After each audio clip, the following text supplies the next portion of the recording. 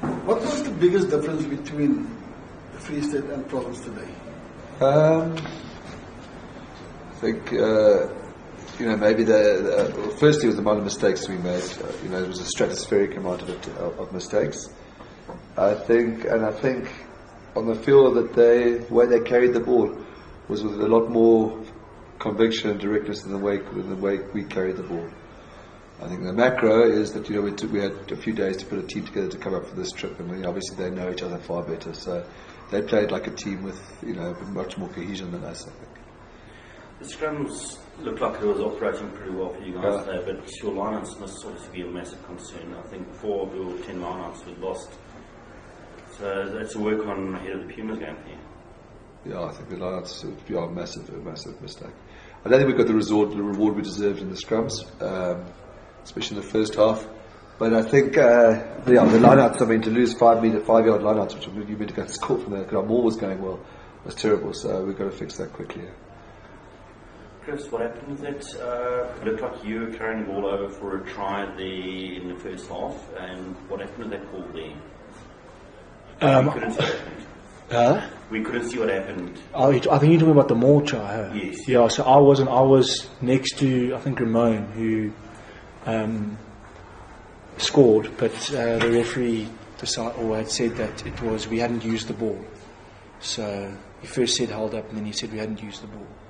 So we definitely got to have a very, very good long look at that thing.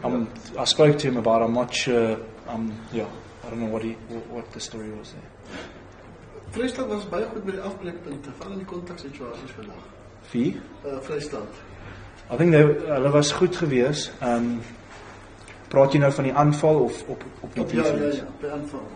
Ja, en ek dink een ding waar ons gesukkel het is as ons die bal gedra het, hulle baie keer net uitgestaan en daar het ons nou weer 2 ouens ingestuur en dan niemand van hulle het commit nie. En ek dink dan daarso verloor jy die numbers game.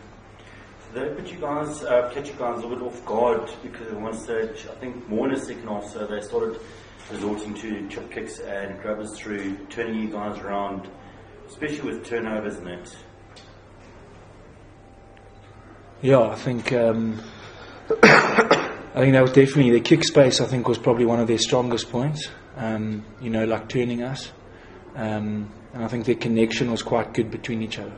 You get the feeling that when we played against them today, there was quite a lot of cohesion between them, and I think that's something we're going to have to work on, our connection when we're chasing and on when we turned. John, last week you said you would have loved to play some of the guys who won the Super Sport Series for you guys. Did you miss those guys today? No, I didn't say I would like to. I always wanted to come with the best team I could, but I was expecting to. There's a gulf between the Cheetahs are essentially a Super Rugby team, and they play now in the Pro 12, Pro 14, and there's a gulf between that and the Super Sport Challenge. So, emotionally, I'd like to have them, they did us proud, but we need to be our strongest team. And there's a big difference in level, between the two competitions.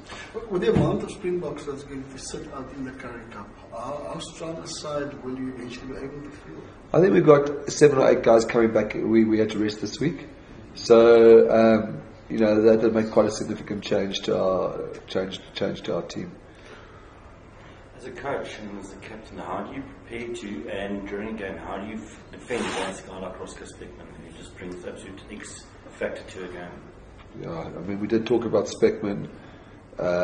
The way he carries the ball into contact is exceptional. His power and his acceleration. We knew him against from the Pumas, and he's improved so much. And we talked about it, but you've got to execute it on the field. And I think he's really exciting. Really, really. But you've got a guy like that in Siabello. I thought both of those guys were exceptional. I thought Siabello had one of his best games of 15 years out for a long time. We've still got to learn a bit more about I think what you asked about the kick space stuff. Because it's obviously different to Sevens where you've got to cover that kick space, and Cheetahs exploited, went in behind him a couple of times today, but that's something we'll get right. And talking about guys that didn't all perform, I thought Scoro had quite a good run out for a guy that hasn't played in more than a year. So you must be happy with these 20 odd minutes in the field. Yeah, maybe could have given him a bit longer, but we just want to build his confidence. No, very chuffed. I mean, he's probably one of the best line-out throwers in South Africa, and yeah, I think what you're saying is the way he was moved around the field. We're very happy with. Yeah, defended very well in a lot of space. There's a lot of space out there. And obviously the Pumas are going to be a daunting task next week.